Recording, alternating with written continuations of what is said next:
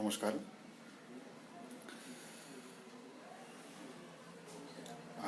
আজকে দুপুরবেলা আমি 19শে এপ্রিল 2000 সালে যে গণহত্যা হয়েছিল সেখান থেকে লাইভে এসেছিলাম এবং সেই বিষয়বস্তুগুলো আপনাদের সঙ্গে তুলে ধরেছি। তো এক্ষণে আমার লাইভে আসার মূল উদ্দেশ্য হচ্ছে কাঞ্চনপুরবাসী যে 10 ডিসেম্বরে আক্রমণের পর যে গণ আন্দোলন তৈরি করেছিল, সেই গণ আন্দোলন তৈরি করার পর যে পরিস্থিতি গোটা কাঞ্চনপুরে সৃষ্টি হয়, সেই গোটা কাঞ্চনপুরের পরিস্থিতি এবং আজকের দিনে দাঁড়িয়ে যে কাঞ্চনপুরের পরিস্থিতি তার মূল্যায়নের প্রয়োজন এবং তা পর্যালোচনার প্রয়োজন। তাই আমি লাইভে এসেছি। তো আন্দোলনের ফসল যে আমি এই আলোচনায় রাখতে চাইছি, সেই আন্দোলনের ফসল হিসাবে আমরা বলতে পারবো যে অন্তত পক্ষে আমরা গত 10 ডিসেম্বর 2019 থেকে আজকের দিন পর্যন্ত যখনই নাগরিক সুরক্ষা মঞ্চ তৈরি হয়েছে এবং নাগরিক সুরক্ষা মঞ্চ তার কাজ যেভাবে শান্তি শৃঙ্খলা বজায় রাখার জন্য যেভাবে রাত দিন এক করে নাগরিক সুরক্ষা মঞ্চের যুবক থেকে শুরু করে 7 থেকে 70 বছরের প্রত্যেকটি অংশের মানুষ যেভাবে কাঞ্চনপুরকে শান্তি সম্প্রীতি বজায় রাখার জন্য কাজ করে যাচ্ছেন, সেই দৃশ্য এবং সেই অবস্থাগুলি দেখে বিভিন্ন রাজনৈতিক দলের শকুনদের পেটে ব্যথা শুরু হয়ে গেছে। আমাদের ঠিক আবার ওই ভয়াবহ পরিস্থিতি, যাদের ব্যর্থতার কারণে যাদেরকে আমরা ভোট দিয়ে আমরা জনপ্রতিনিধি বানিয়েছিলাম, যাদের কথায় আমরা ভোট দিয়েছিলাম, তাদের কথায় ভুলে সেই সকল লোকগুলি তাদের রাজনৈতিক কর্মকাণ্ড, অপসংস্কৃতি এবং মানুষের মধ্যে বিদ্বেষ সৃষ্টি গত 10 ডিসেম্বর থেকে যখন করতে পারেনি, ঠিক তখনই বাইরে থেকে ধর্মনগর থেকে গতকাল ওনারা নতুন একটা প্রয়োগ শুরু করেছেন।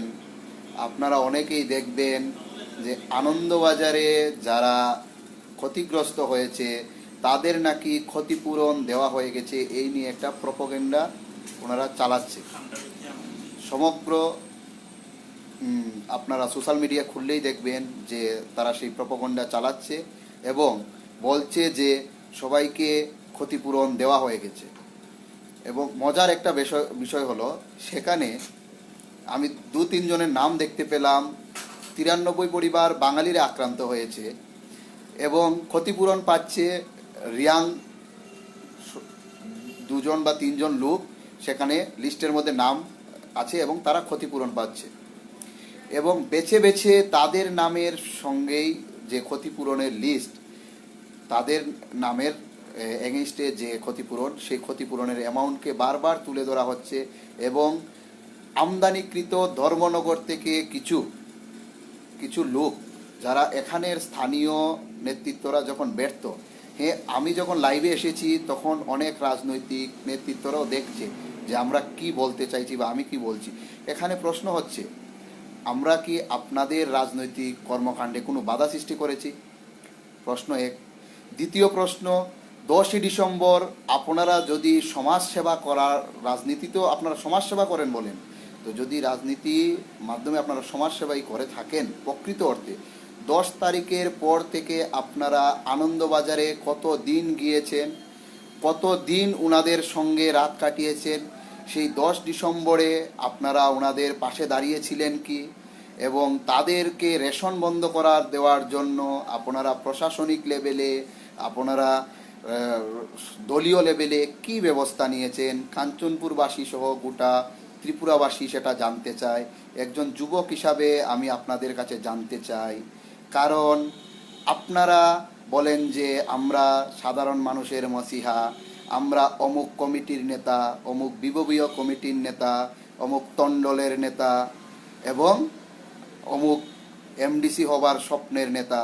তো আমি সেই নেতাবাবুদের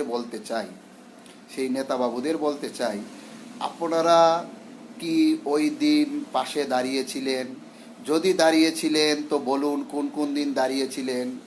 যারা কাঞ্চনপুরে ছিলেন তারা কতবার আনন্দবাজারে গিয়েছেন, এবং যারা আনন্দবাজারে আক্রান্ত হয়েছে তাদের আমার মনে হয় কত পরিবার, এবং কত পরিবারে কত স্কুল পড়ুয়া থেকে শিশু থেকে বৃদ্ধ আছে, সে কোনো রাজনৈতিক দলের শকুনরা যারা নিজেদেরকে নেতা বলে তারা জানে না। এখন ওদের আবার সুরসুরি শুরু হয়েছে, আমি দেখতে পেলাম ওরা রাজনৈতিক কর্মকাণ্ড শুরু করছে, এবং যারা তাদের কথায় আবার নৃত্য শুরু করেছেন সেই রাজনৈতিক কৃতদাস যারা হয়েছেন তাদের কাছে আমার প্রশ্ন, আমি দেখছিলাম গতকাল থেকে যে আপনারা যেভাবে রাজনৈতিক কৃতদাসে পরিণত হয়েছেন, তাদের কাছে আমার প্রশ্ন, যখন আপনি 10 তারিখে আক্রান্ত হয়েছিলেন তখন আপনাদের নেতাবাবুরা কি আপনাদের পাশে দাঁড়িয়েছিল? আমার প্রশ্ন এটা, যে নেতাবাবুর ভাষণ শুনছেন মিটিংয়ে এসে, সেই নেতাবাবুদের কি প্রশ্ন করেছেন যে আমরা যখন 10 তারিখে আক্রান্ত হয়েছিলাম তখন আপনারা কোথায় ছিলেন? যদি আপনি প্রশ্ন না করে থাকেন তাহলে আপনি আপনার পরবর্তী প্রজন্মকে সঙ্গে বিশ্বাসঘাতকতা করছেন। কিভাবে বিশ্বাসঘাতকতা করছেন? কারণ আমরা যারা কাঞ্চনপুরে বর্তমানে আছি, আমরা কি বলছি, যারা এডিসি করেছে তারা ভুল করেছে, তারা আমাদের ধ্বংস করেছে। আর আমি বলবো, আপনারা যখন এই রাজনৈতিক দলের কৃতদাস হচ্ছেন তখন আপনারা 10 তারিখে যারা আক্রান্ত হয়েছিল এবং যাদের দ্বারা আক্রান্ত হয়েছিল তাদের পাশে যারা দাঁড়ায়নি তাদের কথাগুলো শুনে আবার সেই একটা লেকটিন পাওয়ার জন্য, একটা ফিশারির বাঁধ সারাইয়ের জন্য, এবং একটা গ্যাসের কানেকশন পাওয়ার জন্য, এবং একটা হাইওয়ে ঘর পাওয়ার জন্য, কারণ চাকরি দেওয়ার মুরত তাদের নেই, এবং এই ছোট ছোট জিনিসগুলি পাওয়ার জন্য আপনারা এই বিভিন্ন দলের রাজনৈতিক কৃতদাসে পরিণত হয়েছেন। এবং যখনই আপনারা রাজনৈতিক কৃতদাসে রূপান্তরিত হচ্ছেন তখন আপনারা ভুলে যাচ্ছেন এই রাজনৈতিক দলগুলি আপনাদের ঘর, লেকটিন, ফিশারির বাঁধ এইসব দেবে বলে আপনার আমার কাঞ্চনপুরে 1950 ফ্যামিলিকে, আপনার আমার কাঞ্চনপুরে যারা আছেন, কাঞ্চনপুর বলছি আমি, কাঞ্চনপুর বলতে শুধুমাত্র এই কাঞ্চনপুর শহর লাগোয়া এই যে গ্রামগুলো আছে কাঞ্চনচড়া থেকে শুরু করে, সেখানের মধ্যে 1950 পরিবার মিজোরামের থেকে আগত রিয়াং শরণার্থী, যারা গত 20 বছরে দশদার দক্ষিণ অংশ এবং আনন্দবাজার পর্যন্ত যে গ্রামগুলি ছিল সেখানে 550-র উপরে বাঙালি পরিবারকে নিশ্চিহ্ন করে দিয়েছে। সেই 15 কিলোমিটার জায়গা যেখানে বাঙালির কোনো অস্তিত্ব নেই, সেই মিজোরামের রিয়াং শরণার্থীদেরকে পুনরায় তারা চাইছে কাঞ্চনপুরের বিভিন্ন জায়গায়, কাঞ্চনপুর শহরের লাগোয়া বিভিন্ন জায়গায় তাদেরকে বসতি স্থাপন করে দেওয়ার জন্য। এবং এই রাজনৈতিক দলগুলি তখন চুপ। কেন চুপ? কারণ তারা বাঁকা পথে অর্থ, আপনার আমার মাথা বিক্রি করে অর্থ উপার্জনের লেগে পড়েছে। যেই সব রাজনৈতিক নেতাদের কথা আপনারা শুনছেন ঘন্টার পরে ঘন্টা মিটিংয়ে বসে, আমি আজকেও দেখতে পেলাম কিছু বাইরে থেকে রাজনৈতিক নেতাদের, যারা আমি তাদের রাজনৈতিক দালাল এবং শকুন বলি, কারণ ওরা যদি সত্যি সমাজসেবক হতো তাহলে 10 তারিখের পর থেকে ওরা রাস্তায় থাকতো, ওরা আক্রান্তদের পাশে থাকতো। ওরা তখন আসেনি।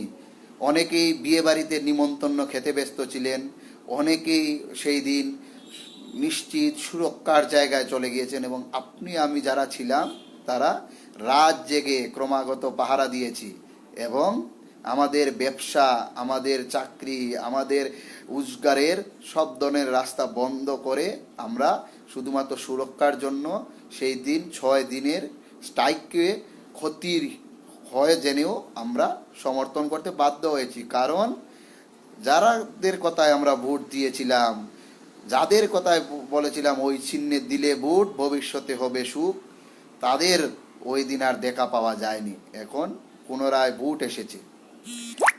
ভোট এসেছে, তো আবার ওদের বিচরণ বেড়ে গেছে, এবং আমরা যারা সাধারণ মানুষ একত্রিত হয়েছি, আমরা যারা আমাদের নিজেদের সুরক্ষার জন্য একত্রিত হয়েছি, তাদের মধ্যে ফাটল ধরানোর চেষ্টা করছে।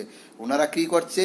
ওনাদের নিজেদের গোষ্ঠী কোন্দলের জন্য এক নেতার বিরুদ্ধে সোশ্যাল মিডিয়াতে লিখে বলছে যে ওকে দেখে নেবে। আবার কি বলছে, অন্য এক নেতা উনি রাগ করে ওনাদের দল ছেড়ে দিচ্ছেন, দল থেকে পদত্যাগ করছেন।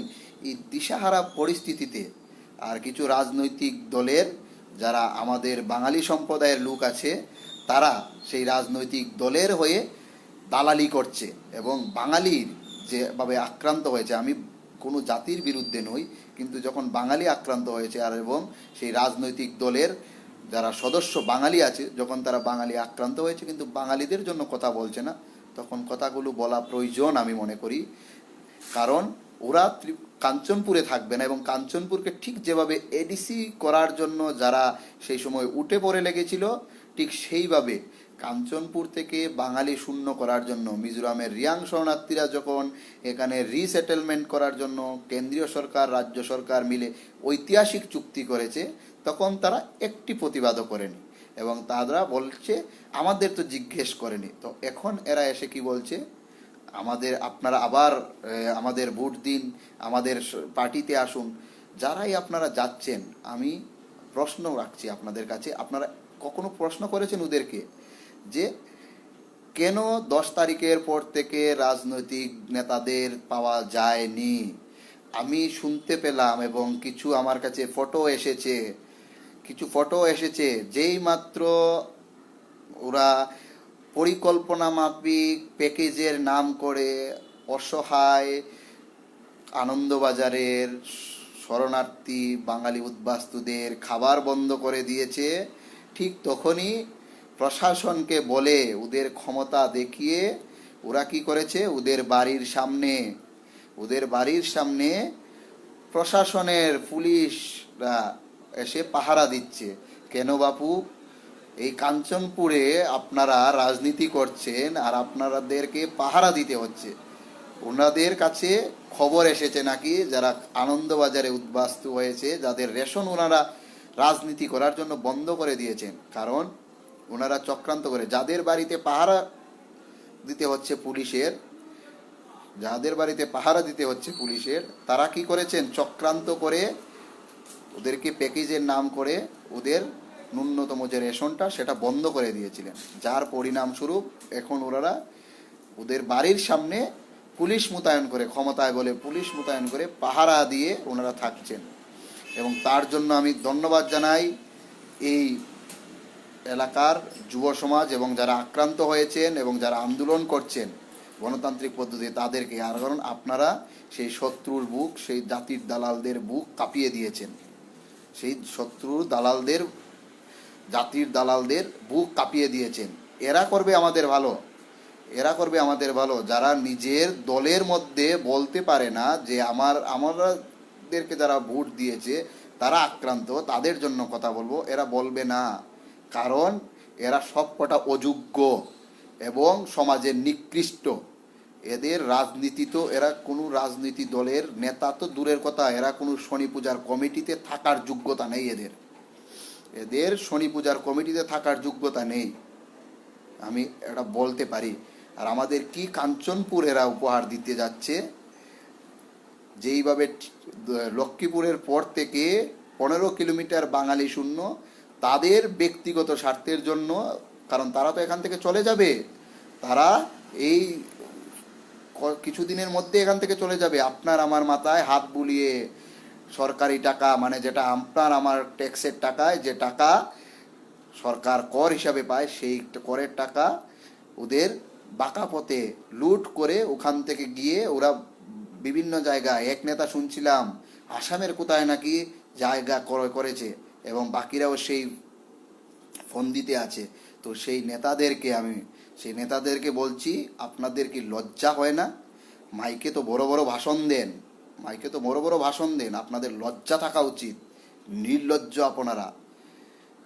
একটাবার ভেবে দেখুন, আমরা যারা গরিব অংশের মানুষ আছি, আমরা যারা সাধারণ অংশের মানুষ আছি, আমরা কি চেয়েছিলাম?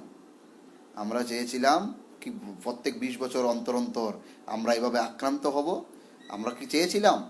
নিশ্চয়ই চাইনি। যদি আমাদের উপর জোর করে এসব চাপানো হয়ে থাকে তাহলে আপনাদের সেদিন দায়িত্ব ছিল আমাদের পাশে দাঁড়ানোর।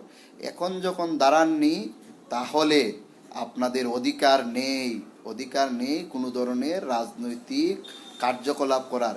কিছু কিছু নেতা যারা আমদানি করেছে 4-5 জন ধর্মনগর থেকে, আজকে দেখছিলাম ফেসবুক জুড়ে ট্রেন্ড চলছে, সেই সব ভক্তদের ট্রেন্ড চলছে। কারণ ধর্মনগরে কিছু ভক্ত আছে, কারণ ওরা তো এডিসি এলাকায় নেই, 10 তারিখ দেখেনি।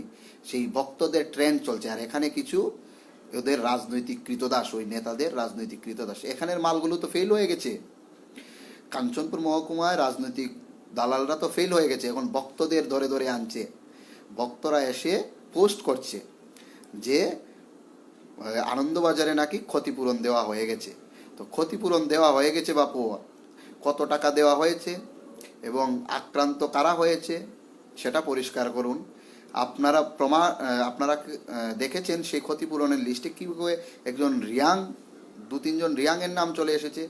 কারণ সেই যে রিয়াংয়ের নাম চলে এসেছে, তাদেরকে টাকা পাইয়ে দিয়ে ওই সব নেতাবাবুরা যারা ওই অসহায় মানুষের আন্দোলনকে, অসহায় মানুষের কণ্ঠকে রোধ করতে চাইছে, তাদের শিবিরকে, তাদের যেখানে আছে থানায় আশ্রয়াধীন, তাদের সেই আশ্রয়াধীন থেকে তাদেরকে বাড়ি ফিরে যাওয়ার জন্য হুমকি উজ্জুতি দিচ্ছে সংঘবদ্ধ সেই নেতা এবং সেই রাজনৈতিক কৃতদাসগুলি চাইছে যে এই আন্দোলন এবং যারা শরণার্থী হিসাবে, উদ্বাস্তু হিসাবে আসছে, তাদের যাতে কোনো ধরনের ক্ষতিপূরণ না হয়। কারণ 2000 সালে ঠিক এইভাবে উদ্বাস্তু হয়েছিল এবং তাদেরকে বাড়িঘরে ফিরিয়ে দেওয়া হয়। তখন তৎকালীন সময়ের মাতব্বর এইসব নেতাবাবুরা তাদেরকে বাড়িতে ফিরিয়ে দিয়েছিল এবং সঙ্গে দিয়েছিল 24টা টিন আর 10,000 টাকা।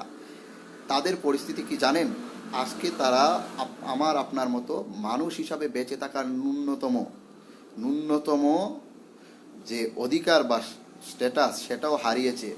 অনেকে নদীর ছড়ার পারে ঘর বানিয়ে, খুব দুঃখের বিষয়। আপনারা রাধামাধবপুর বলে একটা ভিলেজ আছে 10দা যাওয়ার আগে, সেখানে দেখবেন কিভাবে 2000 সালে যারা উদ্বাস্তু হয়েছে তাদের অবস্থা দেখলে চোখে জল এসে যায়। ছোট ছোট একটা ঘরের মধ্যে ভালো টয়লেট নেই, জায়গা নেই, এইসব জায়গাতে ছড়ার পারে ছোট ছোট ঘর বানিয়ে অন্যের জায়গায়, মানে কি বলবো, যাযাবরের মতো দিন কাটাচ্ছে। আজকে 20 বছর হয়ে গেছে। ঠিক সেইভাবে যাদের বাড়ি ঘর 10ই ডিসেম্বর আনন্দবাজারে ভেঙে দেওয়া হয়েছে, তাদেরকে ঠিক ওইভাবে পঙ্গু করার জন্য সেই উদ্বাস্তুদের শিবিরকে ভাঙার চেষ্টা করছে। আর আমরা যারা এখানে, যারা স্থানীয়, এখনো উদ্বাস্তু হয়নি, আপনারা সেই সব দলের গোলামি করছেন।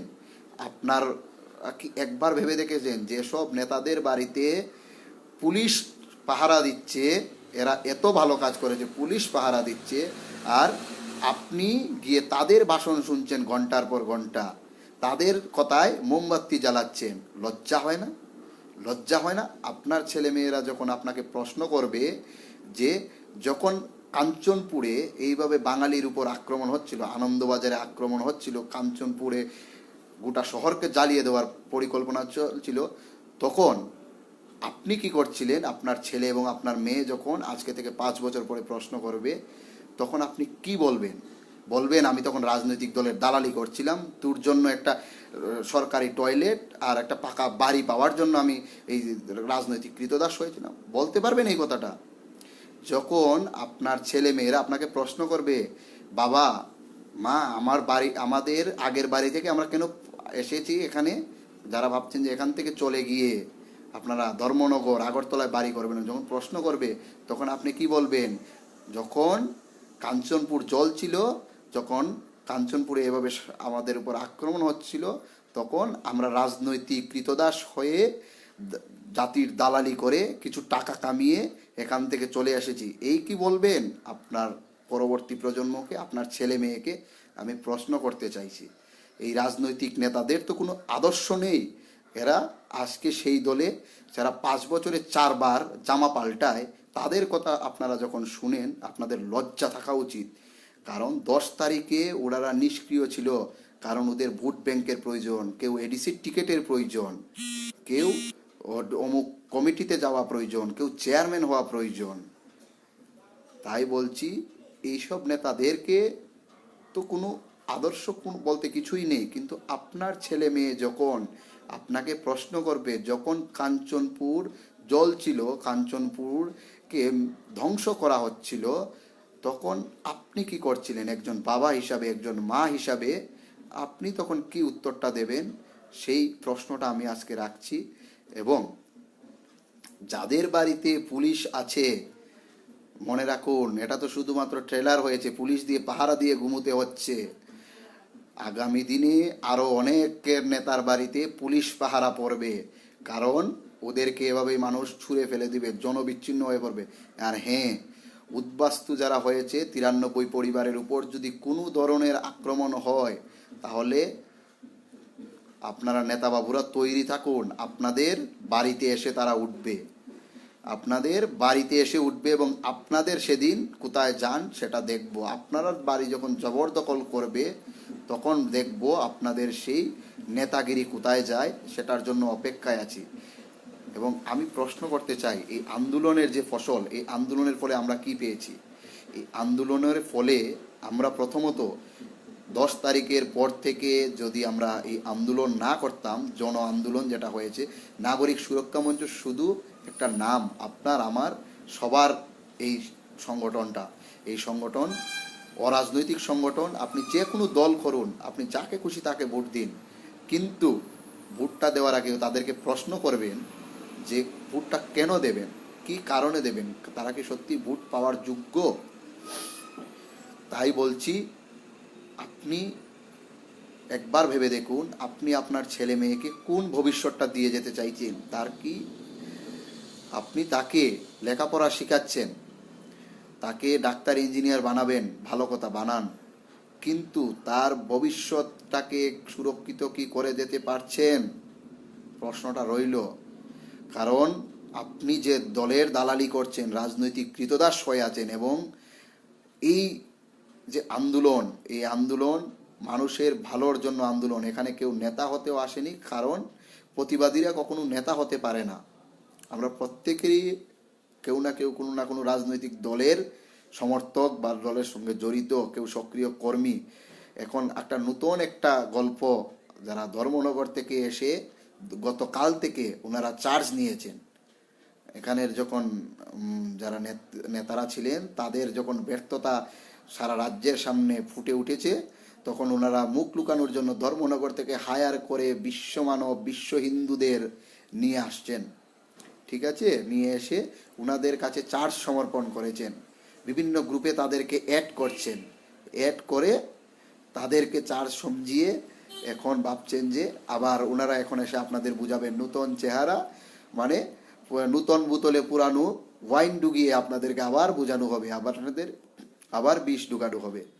ওনারা এসে বুঝাচ্ছেন আপনাদেরকে, কাল থেকে শুরু হয়ে গেছে। এবং ওনারা এসে বলছেন আমরা এখন যদি এই আন্দোলন করি, এই আন্দোলনে যদি যাই, তাহলে নাকি অন্য একটা দল এসে সেই ক্ষমতাটা নিয়ে নেবে, সেই ফায়দাটা নিয়ে নেবে। বাপুরা, তোমরা এতদিন কোথায় ছিলে? তোমরা যদি 10 তারিখে মানুষের পাশে এসে দাঁড়াতে, তাহলে নাগরিক সুরক্ষা মঞ্চ এবং যারা গণ আন্দোলন করছে তাদের আসার প্রয়োজনই ছিল না। আমরা তো বারবার আপনাদের কাছে ফোন করেছি, বলেছি যে কাকু, স্যার, আমাদেরকে বাঁচান, আপনি তো অমুক তন্ডলের প্রেসিডেন্ট, আপনি তো অমুক বিভাগীয় প্রেসিডেন্ট, সেক্রেটারি। তখন আপনারা ফোন বন্ধ ছিল।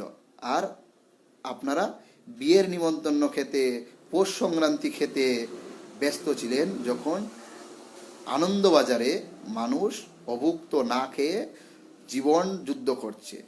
সবকটা ফটো আছে আপনাদের, আপনারা ভাববেন না।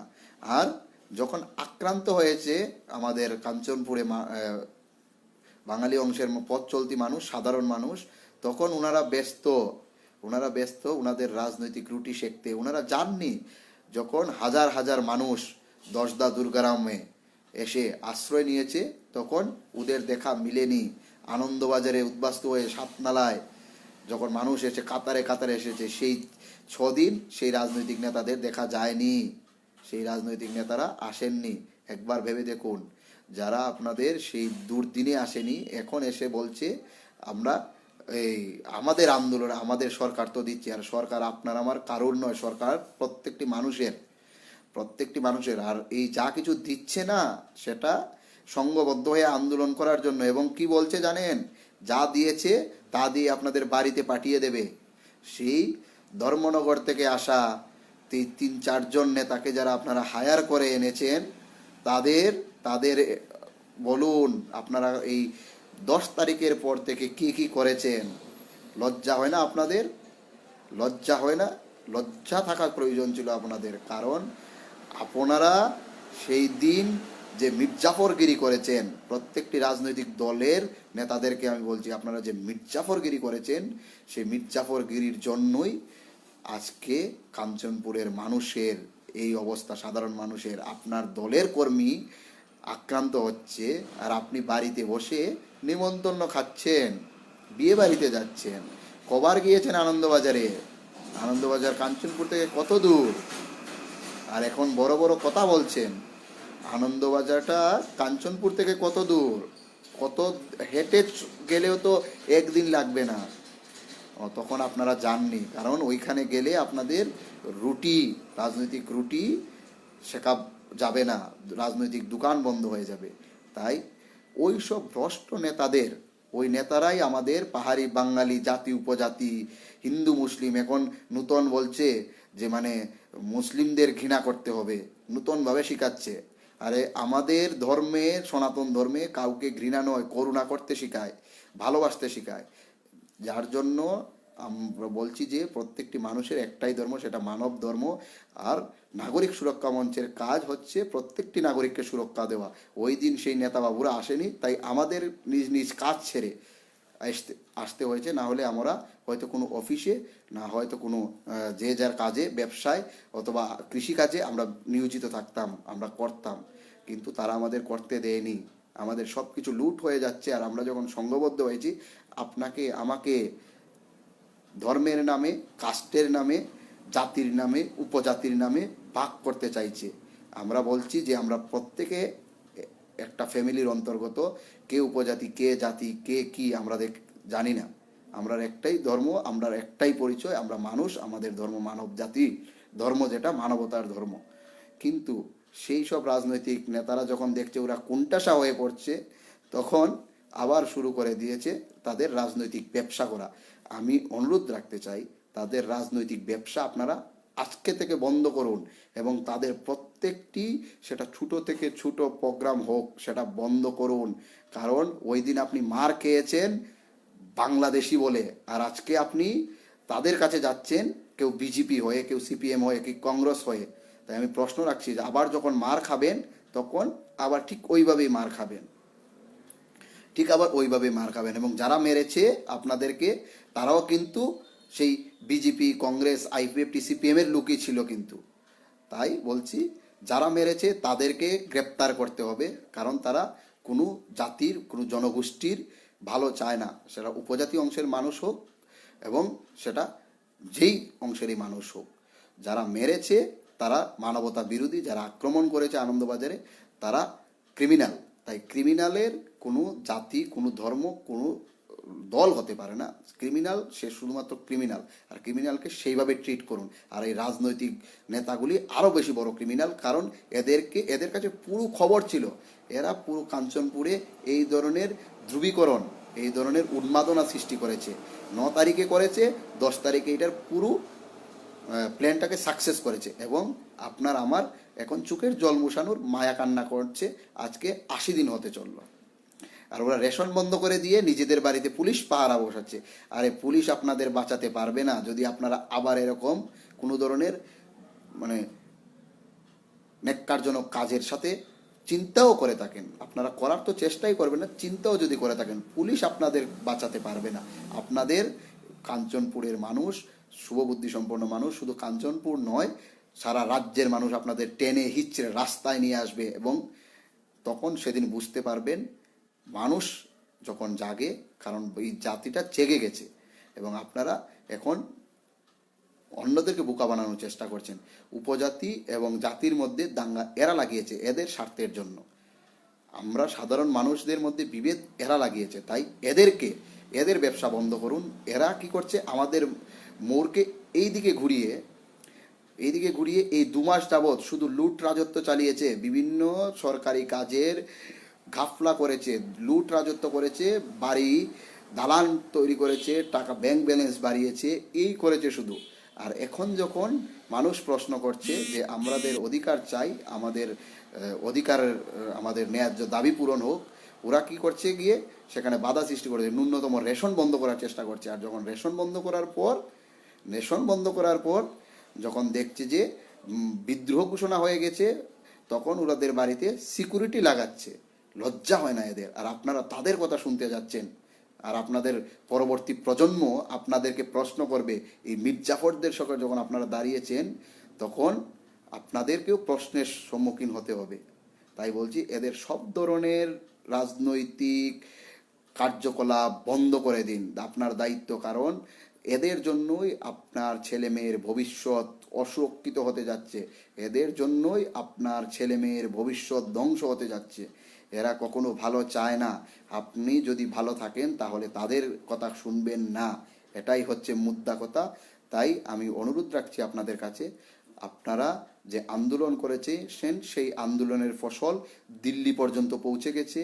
এবং এই যে মিজোরামের রিয়াং শরণার্থীদেরকে কাঞ্চনপুরে রাখার ব্যাপারে যে একটা ওদের মদত ছিল, সেটাকে প্রতিহত করতে পেরেছে একমাত্র আপনাদের সংঘবদ্ধ আন্দোলন। প্রয়োজনে আমরা 1 মাস টানা বন্ধ রাখবো, নাকাবন্দি করে দেব কাঞ্চনপুর। আমার কাঞ্চনপুরকে, আপনার কাঞ্চনপুরকে, আমাদের কাঞ্চনপুরকে কেউ আর বরবাদ করতে দেব না। এই রাজনৈতিক দালালদের তো না হই, এবং যারাই করতে চাইছে তাদেরকে আমরা ধিক্কার জানাই এবং তাদেরকে আমরা ছুঁড়ে ফেলে দেবো আমাদের সমাজ ব্যবস্থা থেকে। সে যেই দলেরই হোক, সে যেই জাতিরই হোক। আপনারা যারা উপজাতি সম্প্রদায়ের মানুষ আছেন, তারা আপনাদের উপজাতি নেতৃত্বদের প্রশ্ন করুন, আপনারা কি করছিলেন সেই দিন, আপনারা কি করছিলেন, আপনাদের কি করার কথা ছিল। এবং যারা আমাদের বাঙালি অংশের মানুষ আছে, আপনাদের প্রত্যেকটি রাজনৈতিক দলের নেতৃত্বদেরকে প্রশ্ন করুন। সে এমডিসি হোক, সে তন্ডল প্রেসিডেন্ট হোক, আর সে যেই হোক না কেন, যে চেয়ারম্যানে হোক, এখন ওদের যেই এসে পকেটে টাকা এসে পড়েছে, আবার ওরা ব্যবসায় নেমে পড়েছে, রাজনৈতিক ব্যবসা। আর আপনাকে আমাকে রাজনৈতিক কৃতদাস বানানোর পরিকল্পনা শুরু করছে এবং বিভিন্ন ধরনের হুমকি দিচ্ছে। ওই শিবিরগুলিতে গিয়ে সে আক্রান্ত অসহায় মানুষদের, ওদের খাবার মতো কিছু নেই, থাকার মতো ঘর নেই, ওদেরকে গিয়ে ধমকাচ্ছে, ওদেরকে গিয়ে ভায়েস্ট করার চেষ্টা করছে। লজ্জা হয় না এদেরকে? এরা নাকি নিজেদেরকে মানুষ বলে। আমি এটাই বলবো, এরা যদি মানুষ হয় তাহলে অমানুষ কারা? এরা যদি মানুষ হয় তাহলে অমানুষ কারা? কারণ এদের জন্যই কাঞ্চনপুর জ্বলছে। এরা সব কিছু জানতো, তাই এরা এই ধরনের পরিকল্পনা মাফিক একে একে এগিয়েছে। ওরা বলবে যে বাঙালিকে ট্রাইবেল মারছে, তো বাঙালি যে আছে সেই বাঙালিকে সবাই ভোট যেন একটা জায়গায় পড়ে এবং সারা যাতে সেই সামনের যে ইলেকশন সেই ইলেকশনে জিততে পারে। এবং ট্রাইবেলদেরকে গিয়ে বলবে যে বাঙালিরা যদি একত্রিত হয়ে যায় তাহলে আপনারা এখানে থাকতে পারবেন না, আপনাদের উপর আক্রমণ হবে, আপনারা নির্যাতিত হবেন। এবং সেই ট্রাইবেল অংশের মানুষটাকে একটা জায়গায় নিয়ে ভোট দিয়ে ওরা ভোট বৈতরণী হবে, এমডিসি হবে, ইএম হবে, সেই পরিকল্পনায় আছে। কিন্তু প্রশ্ন হচ্ছে এখানে এরা বারবার আমাদের এভাবে বোকা বানিয়ে 2000-এ, 2003-এ, 2008-এ এইভাবে বোকা বানিয়েছে। বোকা বানিয়ে আমাদের থেকে একের পর এক ভোট নিয়েছে। এবং আমরা সম্প্রতি যাকে এমএলএ বানিয়েছি এবং যাকে এমপি বানিয়েছি তার একটা বক্তব্য নেই, একটা বক্তব্য নেই। একটা ভেবে দেখুন একবার এই কথাটা, তাদের একটা বক্তব্য নেই। আমরা কি বানের জলে ভেসে এসেছি? আমরা কাঞ্চনপুর কি মানে ওরা কি চাইছে কাঞ্চনপুরের মানুষ মরে যাক? প্রশ্ন রইল আমার। তাই বলছি আপনারা যারাই এইসব দুশ্চরিত্র রাজনৈতিক দালালদের কথা শোনার জন্য যাচ্ছেন মিটিং মিছিলে, আপনাদেরকে আপনাদের ছেলে মেয়েরা যখন প্রশ্ন করবে যে বাবা মা আমাদের কাঞ্চনপুর যখন জল ছিল, কাঞ্চনপুরে যখন এই অবস্থা হচ্ছিল, আপনারা তখন কি করছেন, সেই প্রশ্নের উত্তরটা তৈরি করে রাখুন। না হলে আপনাদের পরবর্তী প্রজন্ম আপনাদের ক্ষমা করবে না। আমি আমি গর্ব করে বলতে পারবো যখন কাঞ্চনপুরে এই রকম পরিস্থিতি চলছিল, আমি আমার সব কিছু রোজগারের রাস্তা ছেড়ে আমি কাঞ্চনপুরের স্বার্থে আমি সর্বশক্তি দিয়ে ঝাঁপিয়ে পড়েছিলাম এবং আমি সেই আক্রান্ত মানুষদের পাশে দাঁড়াতে পেরেছিলাম। এতে যদি আমার যা ক্ষতি হয় আমি স্বীকার করার সাহস রেখেছিলাম। এই কথাটুকু অন্ততপক্ষে বলতে পারবো। অন্ততপক্ষে আমি বলতে পারবো যে কাঞ্চনপুরে আমি বড় হয়েছি, সেই কাঞ্চনপুরের জন্য, কাঞ্চনপুরের উন্নতির জন্য, কাঞ্চনপুরের শান্তি সম্প্রীতির জন্য আমি আমার জীবন পর্যন্ত বাজি রেখেছি। এই কথাগুলো অন্ততপক্ষে আমি বলতে পারবো এবং আপনারাও যাতে বলতে পারেন সেই চিন্তাটাকে রাখুন। কারণ আপনার ছেলে মেয়েরা আপনাকে ক্ষমা করবে না। কারণ আপনি তখন তাকে বলবেন কি যে আপনি দালালি করছিলেন, আপনি আপনার সরকারি লেট্রিন ঘর ফিশারি বাঁধের জন্য এই তাদের ভবিষ্যৎকে অনিশ্চিত করেছিলেন। এবং আমি যারা বলবো যারা এই ঘটনার পরও বিভিন্ন বিবাহ করছেন, ভালো কথা আপনারা করুন। আমি বলতে চাই যে মেয়েকে বিয়ে করে কাঞ্চনপুরে নিয়ে আসছেন তার ভবিষ্যৎ তো আপনি একটা দুর্বিষহর মধ্যে নিয়ে আসছেন। কারণ আপনি আপনার এই আন্দোলনের সময় আপনি কি করছেন, রাজনৈতিক দলের দালালি করছেন এবং আপনি একটা অন্য একটা মানুষের জীবনকে বিপন্ন করছেন। এবং তার পরবর্তী যে প্রজন্ম আসবে, যে ছেলে মেয়ে আসতে চলছে এই পৃথিবীতে কাঞ্চনপুরের মধ্যে, তাদের ভবিষ্যৎটাকেও আপনি শেষ করে দিতে যাচ্ছেন। যখনই এই 1950 পরিবার কাঞ্চনপুরের বিভিন্ন জায়গায় শহর লাগোয়া জায়গায় রাখা হবে, সঙ্গে সঙ্গে তারা আইএলপি ডিমান্ড করতে যাচ্ছে, ইনার লাইন পারমিট ডিমান্ড। আর যখন ইনার লাইন পারমিট ডিমান্ড হবে, লাইসেন্সের মতন সেই ইনার লাইন পারমিটের কার্ড আপনাকে নিয়ে ঘুরতে হবে। একবার ভেবে দেখুন, আপনার ছেলে মেয়ে যখন স্কুলে কলেজে যাবে, বাজারে যাবে, অফিসে যাবে, আপনার কাছে লাইসেন্সের মতন ইনার লাইন পারমিট কার্ডটা থাকতে হবে। আর অন্য একটা জাতির মানুষের কাছে সেটা থাকতে হবে না।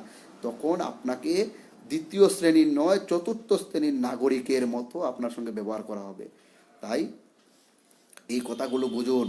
কারণ আমরা নেতা হতে আসিনি। কারণ প্রতিবাদীরা কখনো নেতা হতে পারে না। প্রতিবাদীরা সবসময় নিজেকে ধ্বংস করে। তাই বলছি যারা আমরা প্রতিবাদ করছি, আমরা অন্যায়ের বিরুদ্ধে প্রতিবাদ করছি। যারা আক্রমণ করেছে, আক্রমণকারীদের বিরুদ্ধে আমরা জেহাদ ঘোষণা করেছি। এর জন্য যদি আমাকে কেউ পাকিস্তানি বলে, আমার তো ভাগ্য ভালো আমি হিন্দু সম্প্রদায়ের লোক, না হলে এতক্ষণে আমাকে পাকিস্তানি বানিয়ে দিত। তাই আমি বলছি যারা 93 পরিবার এবং সেই আক্রান্ত মানুষের সঙ্গে বেইমানি করছেন তাদেরকে ছেড়ে কথা বলা হবে না, প্রয়োজনে তাদের নাকাবন্দি করা হবে। এবং যারা রাজনৈতিক কার্যকলাপ করতে গিয়ে এই আন্দোলনকে ব্যাঘাত সৃষ্টি করতে চাইছেন, সাধু সাবধান। আবারও বলছি, সাধারণ মানুষ কিন্তু আপনাদের ছেড়ে কথা বলবে না, মানুষ আপনাদের ছেড়ে কথা বলবে না। কারণ আপনারা দালালি করছেন, আমরা কারো কোনো রাজনৈতিক দলের বিরুদ্ধে নই, আমরা কোনো সংগঠনের বিরুদ্ধে নই, আমরা কোনো জাতি, কোনো উপজাতি কারোর বিরুদ্ধে নই। আমরা প্রত্যেককে সম্মান করি, যতটুকু তারা আমাদেরকে সম্মান করে, তারা যতটুকু আমাদেরকে ভালোবাসে, তারা যতটুকু আমাদেরকে নিয়ে চিন্তা করে। কারণ আমরা জানি আমরা প্রত্যেকেই আমরা একে অপরের উপরের পরিপূরক, আমরা একটা পরিবার। কিন্তু এই রাজনৈতিক দালালগুলিদের ব্যবসা আমরা বন্ধ করব, এটাও আমাদের চিরপ্রতিজ্ঞা। কারণ এদের জন্য এইসব হচ্ছে। তাই সবাইকে বলবো আপনারা সজাগ থাকুন, এবং যারা এই রাজনৈতিক দালালদের কথায় যাচ্ছেন আজ থেকে শপথ নিন, এদের কোনো কথা শোনার জন্য আপনারা যাবেন না। যদি যান তাহলে আপনাদের পরবর্তী প্রজন্ম আপনাদেরকে আমি যে প্রশ্নগুলো করলাম সেই প্রশ্নগুলো করবে, আর তখন আপনি নিজের চেহারা দেখানো, নিজের উত্তর দেওয়ার কিছু পাবেন না। তাই মির্জাফর না হয়ে কাঞ্চনপুরের যে মাটিতে বড় হয়েছেন সেই কাঞ্চনপুরের ভালোর জন্য এই আন্দোলনকে সমর্থন করে, মানুষের গণ আন্দোলনকে সমর্থন করে এই রাজনৈতিক দালালদেরকে বয়কট করুন। আপনি অনেক ভোট দেবেন, অনেক ভোট দিয়েছেন, অনেক সরকার গঠন করেছেন। একবার বলছি, আপনি বলুন যে আর কোনো রাজনৈতিক দলের কৃতদাস হব না, দেখবেন সবকটা রাজনৈতিক দলের নেতারা আপনার কথা বলবে, আপনার কথা বলতে ওরা বাধ্য হবে। কারণ যখনই আপনি ওই নেতাদের দালালি করা বাদ দেবেন, তখন ওই নেতাগুলো আপনার পায়ে এসে ধরবে, কারণ এদের ব্যবসায়ী এটা। আর তখন আপনি আমার সকলের কথা ওদেরকে কান ধরিয়ে মানাতে পারবেন। বুঝেছেন তো? আপনার কাছে শক্তি আছে, ওই নেতার কাছে কিছু নয়। Power come from people, power come from people, people make leader. So you have to think about this. তাই বলছি, যারা এই রাজনৈতিক দলের দালালি করছেন তারা এই দালালি বন্ধ করুন। কারণ আমরা জানি আপনারাও আমাদের পরিবারেরই অংশ। তো আপনাদের প্রতি ব্যক্তিগতভাবে কোনো রাগ নেই, কিন্তু আপনাদের যা করছেন, কাঞ্চনপুরকে ধ্বংস করার পরিকল্পনা করছেন, তার জন্য আমি আপনাদেরকে ধিক্কার জানাই, ঘৃণা জানাই। এবং আসুন সবাই মিলে একটা সুন্দর কাঞ্চনপুর গড়ি এবং আক্রান্ত মানুষের পাশে দাঁড়াই এবং এই রাজনৈতিক দালালদেরকে বয়কট করি। ধন্যবাদ, সবাই ভালো থাকবেন। এবং আন্দোলনের ফসল আমরা আরও পেতে যাচ্ছি। আপনারা হয়তো জেনেই গেছেন যে 7 দিন সময় দিয়েছে এবং আমাদের সঙ্গে আরও বিভিন্ন সংগঠন যুক্ত হচ্ছে। আমাদের এই আন্দোলন বিভিন্ন রাজ্যে আমাদের জন্য ডেপুটেশন দিচ্ছে। দিল্লিতে আমাদের জন্য রাজ্যের মুখ্যমন্ত্রীর কাছে দিল্লি থেকে ডেপুটেশন পাঠানো হয়েছে, এবং স্বরাষ্ট্রমন্ত্রী, প্রধানমন্ত্রী থেকে শুরু করে মহামান্য রাষ্ট্রপতির কাছে পর্যন্ত ডেপুটেশন পৌঁছেছে। এবং রাষ্ট্রীয় অধিবেশনে আমাদের এই কাঞ্চনপুরের জন্য 3টি দাবি প্রস্তাব আকারে গৃহীত হয়েছে। তাই বলছি, আমাদের আন্দোলন সারা ভারতবর্ষে ইতিহাস সৃষ্টি করতে যাচ্ছে। কারণ আগামী দিনে গোটা ত্রিপুরা আমাদের কাঞ্চনপুরের দিকে চেয়ে আছে। আর এই রাজনৈতিক দালালগুলোর ব্যবসা বন্ধ করা আমাদের নৈতিক কর্তব্য দাঁড়ায়। কারণ তারা 10 ডিসেম্বর ওদের জন্যই এসব হয়েছে। তাই ওদেরকে বর্জন করুন। ওরা যদি থাকে তাহলে 1980 যেভাবে হয়েছে, 2000 হয়েছে, 2016 হয়েছে এবং 2019 হয়েছে, তা ক্রমান্বয়ে চলতে থাকবে। তাই বলছি, আর গণহত্যা আমরা দেখতে চাই না, আর এরকম মানবতার উপর আক্রমণ আমরা দেখতে চাই না। আর আমরা চাই না যাতে কান্দবাজারের মতো 93 পরিবার যেভাবে আক্রান্ত হয়েছে, উদ্বাস্তু হয়ে আজকে 80 দিনের হতে চলছে, ওরা উদ্বাস্তু হয়ে আছে, তার যেন আর না হয়। তা বন্ধ করার জন্য আমাদের প্রথমে রাজনৈতিক দালালদের ব্যবসা বন্ধ করতে হবে। সবাই ভালো থাকবেন, সুস্থ থাকবেন এবং আমাদের সংঘবদ্ধভাবে আমাদের এই লড়াই লড়তে হবে। জয় আমাদের নিশ্চিত, কারণ আমরা কারোর দালালি করতে আসিনি, আমরা কিছু পাবার আশায় আসিনি। আমরা প্রত্যেকে নিজেদের সুরক্ষার জন্য, অস্তিত্ব রক্ষার জন্য লড়ছি। তাই এই লড়াইয়ে আমাদের জয় নিশ্চিতই হবে। তাই সবাইকে আবারও বলবো, ভালো থাকবেন, সুস্থ থাকবেন। জয় হিন্দ, জয় ত্রিপুরা, জয় কাঞ্চনপুর, এবং জয় হোক প্রত্যেকটি মানুষের মনুষ্যত্বের বিবেক জাগ্রত হোক এবং মানবতার জয় হোক। সবাই ভালো থাকবেন। নমস্কার, শুভরাত্রি।